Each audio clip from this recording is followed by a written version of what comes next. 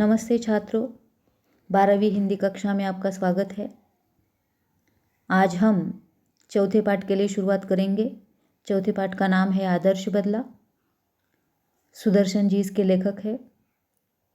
इसके पहले हमें दूसरा पाठ है निराला भाई। तीसरी कविता है सच हम नहीं सच तुम नहीं।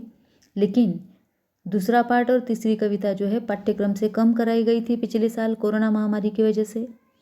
इस साल अभी तक कुछ सूचनाएं नहीं आई है, लेकिन फिर भी उन दो पाठ्यक्रम को छोड़कर हम आज चौथा पाठ देखेंगे, जिसका नाम है आदर्श बदला, जिसके लेखक है सुदर्शन जी। सुदर्शन जी का परिचय हम यहाँ पर देखेंगे, लेकिन उसके पहले पाठ को आदर्श बदला ये नाम क्यों दिया गया है, इसके बारे में हम जानकारी यहाँ पर लेंगे। बदला इस शब्द से आप भली भांति परिचित है। जब भी किसी के सामने किसी के साथ अपमान होता है, अन्याय होता है, तो जैसे मन ही मन वो सौगंध ले लेता है कि मैं इस अपमान का बदला लूँगा, इस अन्याय का बदला लूँगा, और उस अन्याय और अपमान का परिवर्तन जो है नफरत में हो जाता है। लेकिन इस पाठ में सुदर्शन जी बताना चाह रहे हैं कि बदला लेते वक्त बदला आदर्श भी हो सकता है। निरंतर नफरत से ही बदला नहीं लिया जा सकता है, तो आदर्श बदला कैसे हो सकता है? तो उस व्यक्ति से भी ज़्यादा सफल होकर हम उसे बदला ले सकते हैं। उसे आदर्श बदला यहाँ पर कहा गया है। और बदले की जो संज्ञा है वो यहाँ पर सुदर्शन जी ने बदलने का प्रयास किया है। एक सकारात्मक विचार यहाँ पर बताने का प्रयास किया है कि जब भी किसी के साथ बदला लेना होता है तो वह बदला आदर्श बदला होना चाहिए। उस व्यक्ति से ज़्यादा सफल होकर हमें वो बदला वहाँ पर लेना चाहिए। इस प्रकार की सीख इस पाठ के द्वारा सुदर्शन जी देना चाह रहे हैं, और इसीलिए नफरत से बदला न लेकर एक आदर्श बदला किस प्रकार से लेना चाहिए, इसकी जानकारी सुदर्शन जी इस पाठ में दे रहे हैं। इससे पहले हम सुदर्शन जी का परिचय यहाँ पर देखेंगे, लेखक परिचय हम यहाँ पर देखेंगे। स्क्रीन पर आपको लेखक परिचय दिखाई दे रहा है। सुदर्शन जी का जन्म 29 मई 1895 को सियालकोट में हुआ। आपका वास्तविक नाम बद्रीनाथ है।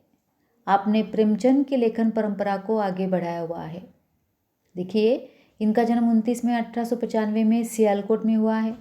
इनका वास्तविक माने इनका असली नाम, सच्चा नाम बद्रीनाथ जी है, लेकिन सुदर्शन इस नाम से वो लिखते हैं। इन्होंने प्रेमचंद के लेखन परंपरा को आगे बढ़ाया है। प्रेमचंद हिंदी के जाने माने साहित्यकार है, कहानीकार है, और प्रेमचंद जी ने ऐसी कहानियाँ लिखी हुई है जिसमें आम वर्ग, सर्वहारा वर्ग, सर्वसाधारण वर्ग जो है उसके बारे में लेखन प्रेमचंद ने ज़्यादा से ज़्यादा किया है, और वास्तविकता जो है समाज की वो पाठकों के सामने लाने का प्रयास किया है। और उसी बात को सुदर्शन जी ने भी आगे बढ़ाया है, और इसलिए कहा जा रहा है कि इन्होंने प्रेमचंद के लेखन परंपरा को आगे बढ़ाया है। साहित्य को लेकर आपका दृष्टिकोण सुधारवादी रहा है। आपकी रचनाएं आदर्शोन्मुख यथार्थवादी को रेखांकित करती है। अभी मैंने कहा या यहाँ पर दिया हुआ है कि प्रेमचंद के लेखन परंपरा को आगे बढ़ा रहे हैं, माने इनका दृष्टिकोण जो है लेखन का वो सुधारवादी है।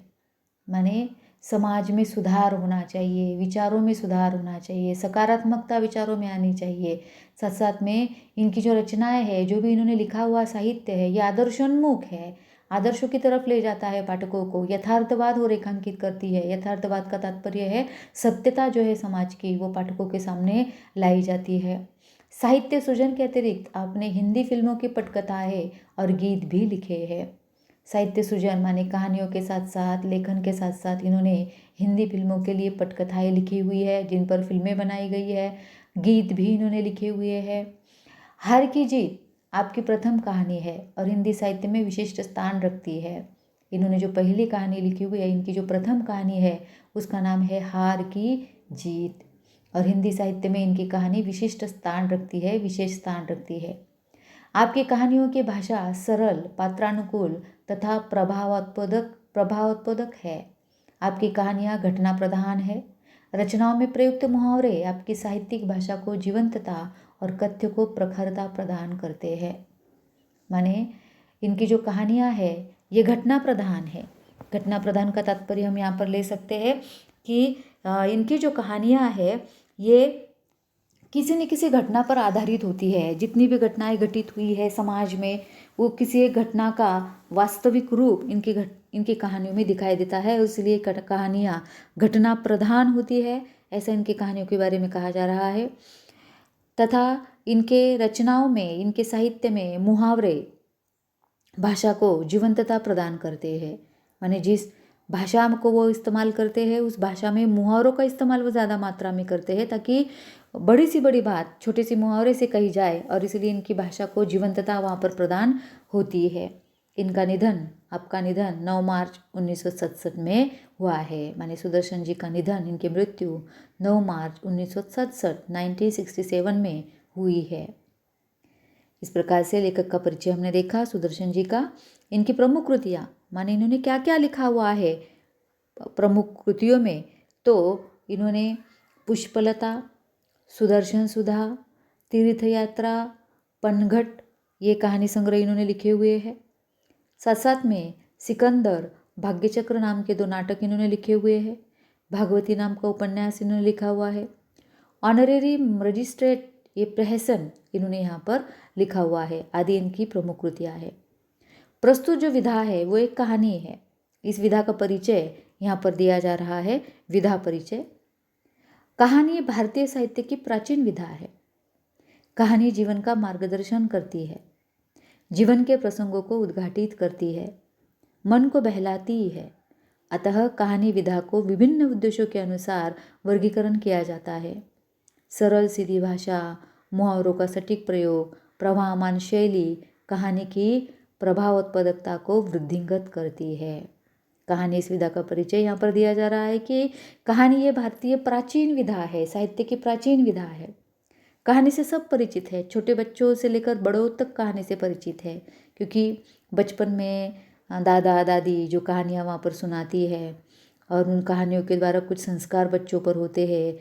जीवन में वो कहानियाँ मार्गदर्शन करती है, जीवन के प्रसंगों को वो उद्घाटित करती है, कहानियाँ मन को बहलाती है, और विभिन्न उद्देश्यों के अनुसार कहानी का वर्गीकरण यहाँ पर किया हुआ है।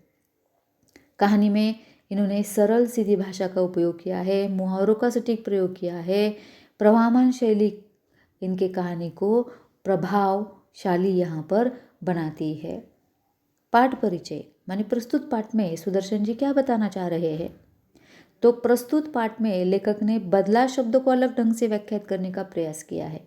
देखिए दोस्तों, मैंने शुरुआत में ही आपको कहा है कि पाठ का नाम ही आदर्श बदला है, और पाठ परिचय बताते वक्त लेखक ने बदला शब्द को अलग ढंग से व्याख्यात करने का प्रयास किया है।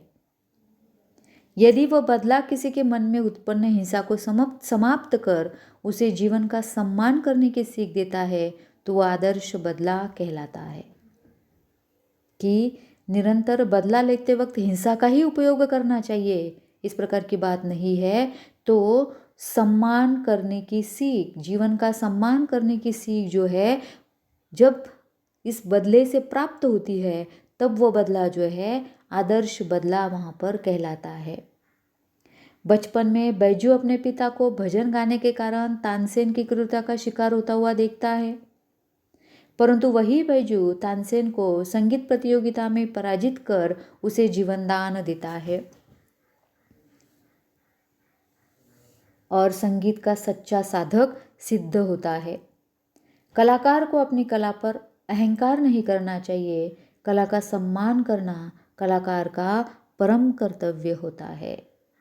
देखिए दोस्तों, बहुत अच्छी बातें इस कहानी में बताने का प्रयास किया गया है। आपने अकबर बादशाह का नाम सुना होगा इतिहास में। अकबर नाम के राजा, सम्राट अकबर नाम के राजा हो चुके हैं भारत में, हिंदुस्तान में, और सम्राट अकबर के दरबार में नवरत्न हुआ करते थे। अलग अलग प्रकार के क्षेत्र में वो नवरत्न थे। उसमें से संगीत क्षेत्र में तानसेन नाम का गायक जो था, वह सम्राट अकबर के दरबार में नवरत्नों में से एक था। लेकिन ये तानसेन जो है अपने आप को बहुत ही आदर्श गायक समझता था, और उसने तो कानून भी बना दिया था कि आगरा इस शहर में अगर तानसेन के बजाय, तानसेन के सिवाय कोई दूसरा अगर गाता है और वो अगर बेसुरा है, तो उसे उसकी हत्या वहाँ पर की जाती थी। इस प्रकार का नियम वहाँ पर बनाया हुआ था।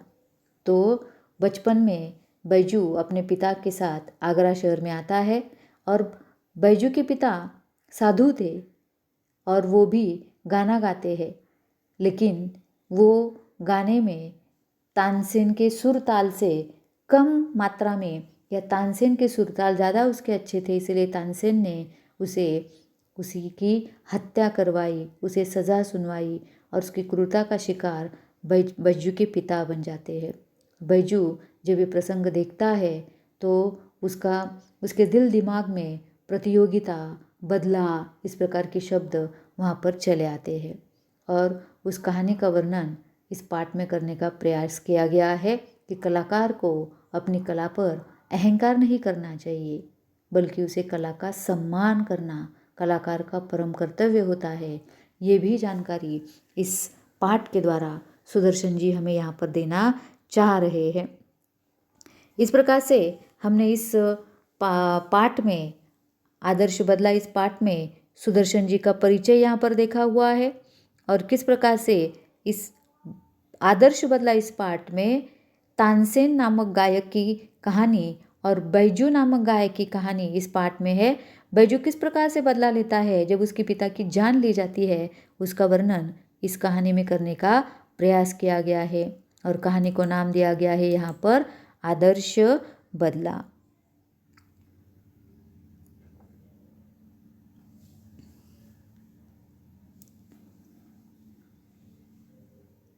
कहानी जैसे ही हम पढ़ते हैं तो हमें यहाँ पर पता चल जाता है कि किस प्रकार से यहाँ पर शुरुआत में ही आगरे शहर का वर्णन यहाँ पर किया गया है कि किस प्रकार से वो उस शहर का वर्णन है। प्रभात का समय है,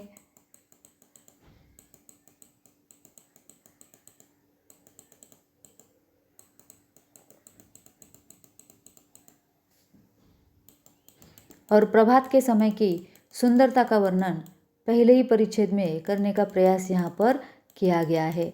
प्रभात के समय का कितना सुंदर वर्णन इस पहले परिच्छेद में हमें देखने के लिए मिलता है। लेखक ने वर्णन किया हुआ है कि प्रभात का समय था, आसमान से बरसती हुई प्रकाश की किरणें संसार पर नवीन जीवन की वर्षा कर रही थी।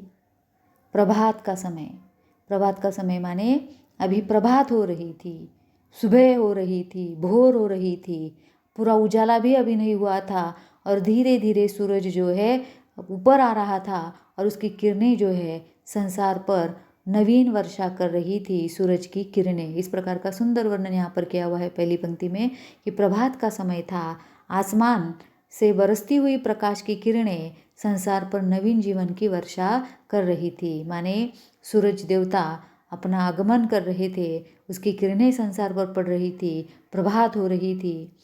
12 घंटों के लगातार संग्राम के बाद प्रकाश ने अंधेरे पर विजय पाई थी।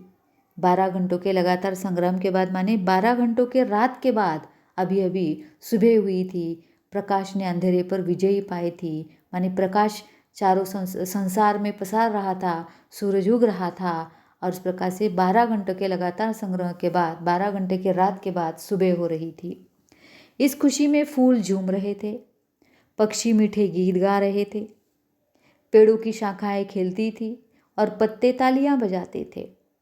सुबह सुबह जब हम जल्दी उठते हैं भोर में तो हमें भी ये सारा दृश्य दिखाई देता है कि जैसे ही सूरज की किरणें उगाती है तो फूल झूम रहे होते हैं, पक्षी मीठे गीत गा रहे होते हैं, चहचहा रहे होते हैं, पेड़ों की जो शाखाएं हैं वो भी खेलती हुई दिखाई देती है, पत्ते हिलते हैं, तालियां बजाते हैं, चारों तरफ खुशियां झूमती थी, चारों तरफ गीत गूंजते थे। इतने में साधुओं की एक मंडली शहर के अंदर दाखिल हुई। उनका ख्याल था मन बड़ा चंचल है, अगर इसे काम न हो तो इधर उधर भटकने लगता है और अपने स्वामी को विनाश की खाई में गिराकर नष्ट कर डालता है। इसे भक्ति के जंजीरों से जकड़ देना चाहिए। और साधु गाते थे। इस प्रकार से सुबह के सुंदर वातावरण का वर्णन यहाँ पर हो रहा है और साथ साथ में इतने में साधुओं की एक मंडली शहर में दाखिल होती है और उनका ख्याल था कि मन बड़ा चंचल होता है और इसीलिए उसे अगर काम नहीं होगा कुछ मन को तो मन इधर उधर भटकने लग जाता है या विनाश की खाई में वो गिराकर मनुष्य को नष्ट कर डालता है, और इसलिए मन को भक्ति के जंजीरों में जकड़ देना चाहिए। इस प्रकार के विचार उन साधुओं के थे। मन में अगर भक्ति होगी तो इधर उधर भटकेगा नहीं। और इसीलिए साधु गीत गाते थे, सुमर सुमर भगवान को, मूर्ख मत खाली छोड़ इस मन को। माने मन के अंदर निरंतर भगवान का वास हो, भगवान की नामस्मरण हो, इस मन को कभी खाली नहीं छोड़ना चाहिए। इस प्रकार की पंक्तियाँ वो गा रहे थे। जब संसार को त्याग चुके थे, उन्हें सुरताल की क्या परवाह थी। कोई ऊंचे स्वर में गाता था, कोई मुंह में गुनगुनाता था, और लोग क्या कहते हैं इन्हें इसकी जरा भी चिंता न थी।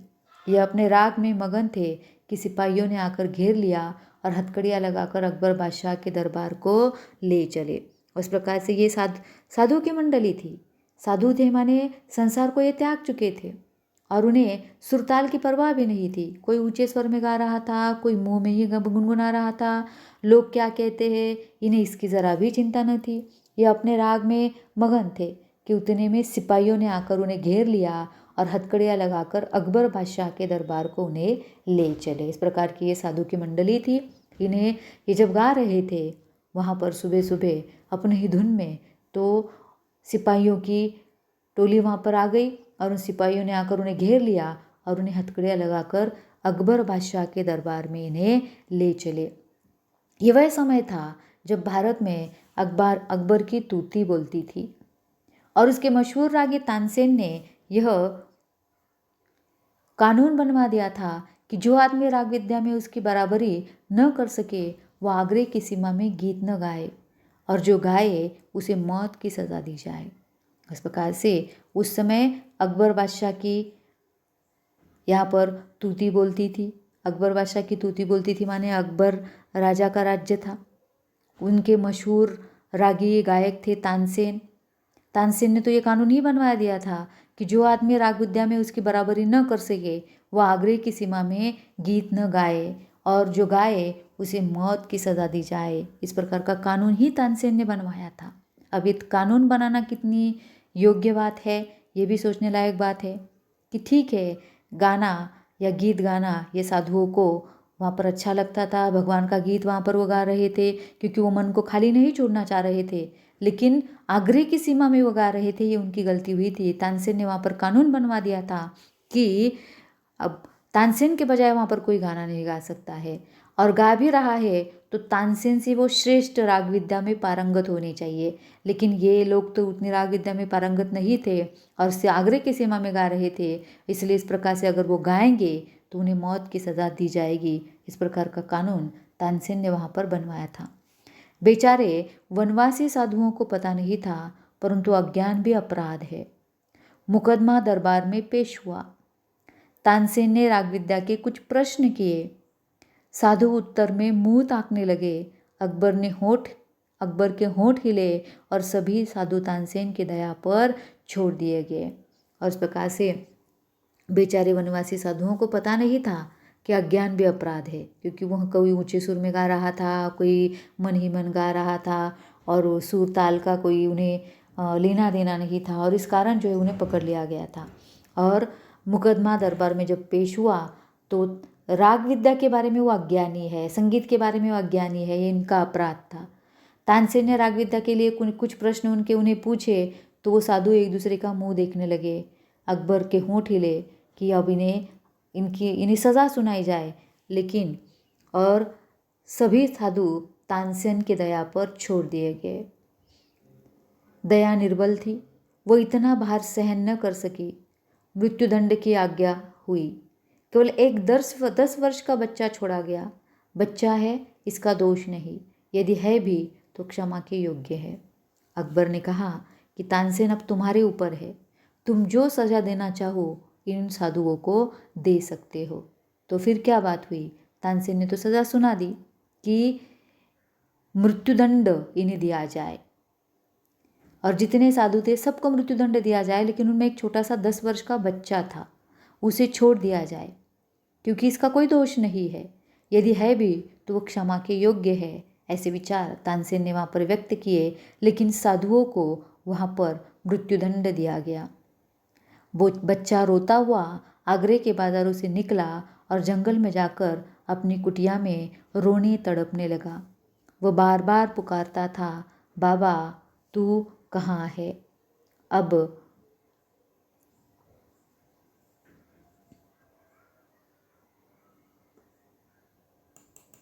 बाबा तू कहाँ है, अब कौन मुझे संभालेगा, अब मैं किसे बाबा कहूँगा। इस प्रकार के शब्द जो है यहाँ पर उस छोटे से बच्चे से रोने तड़पने से उसके मुंह से उसके ज़बान से वहाँ पर निकल रहे थे, क्योंकि उसके बाबा को मृत्युदंड वहाँ पर मिला था। ये छोटा सा 10 वर्ष का बच्चा जो है उसने अपने आँखों के सामने देखा था कि उसके पिता को मृत्युदंड की सज़ा वहाँ पर सुनाई थी। किस लिए सुनाई थी? क्योंकि वो राग विद्या में कमज़ोर थे, तानसेन से कमज़ोर थे, और इसीलिए उसके बाबा को मृत्यु की सज़ा वहाँ पर सुनाई गई थी। और वो बच्चा रोता हुआ आगरे के बाज़ारों से निकला और जंगल में जाकर अपनी कुटिया में रोने तड़पने लगा। अपने बाबा को बार बार पुकारता था, तुम कहाँ हो बाबा, तुम कहाँ हो बाबा, अब कौन मुझे संभालेगा, अब मैं किसे बाबा कहूँगा। इस प्रकार से वो ज़ोर ज़ोर रो रहा था, चिल्ला रहा था। इस प्रकार से आज हमने यहाँ पर कवि लेखक सुदर्शन जी का परिचय देखा हुआ है, आदर्श बदला इस पाठ में, इनकी प्रमुख कृतियाँ देखी, विधा का परिचय देखा, पाठ परिचय देखा। उसके बाद हमने पहले पन्ने पर कहानी की जो शुरुआत है, प्रभात के समय का वर्णन, साधुओं की टोली का आना, उनके गीत का गाना, फिर सिपाहियों को उन्हें पकड़कर दरबार में ले जाना, दरबार में ले जाकर जैसे वह राग विद्या में तानसेन से कम साबित होते हैं, तो महाराज जो है अकबर बादशाह जो है तानसेन पर सज़ा छोड़ देते हैं कि अब तुम जो चाहो सज़ा इन्हें दो। और अब तानसेन जो है उन्हें मृत्युदंड की सज़ा सुनाते हैं, लेकिन केवल एक 10 वर्ष के बच्चों को छोड़ देते हैं, क्योंकि ये क्षमा के योग्य था। और इसलिए तानसेन ने उस पर दया दिखाकर उस 10 वर्ष के बच्चे को छोड़ दिया था। लेकिन उस बच्चे ने अपने आंखों के सामने देखा कि पिता को मृत्युदंड मिला हुआ है, तो रोता हुआ आगरे के बाज़ारों से निकला, जंगल में जाकर अपनी एक छोटी सी कुटिया थी वहाँ पर वो रोने लगा, तड़पने लगा, अपने बार बार बाबा को ज़ोर ज़ोर से पुकारने लगा, बाबा तू कहाँ है, अब कौन मुझे संभालेगा, मैं किसे बाबा कहूँगा। इस प्रकार से वो ज़ोर ज़ोर से चिल्ला चिल्ला कर वहाँ पर तड़प रहा था, रो रहा था। ये बच्चा कौन है, आगे जाकर ये बच्चा किस प्रकार से अपने बाबा की मृत्यु का बदला लेता है, ये हम अगले वीडियो में देखेंगे। ठीक है दोस्तों, आज हम यहाँ पर आदर्श बदला इस कहानी का पहला भाग यहाँ पर ख़त्म करते हैं। धन्यवाद।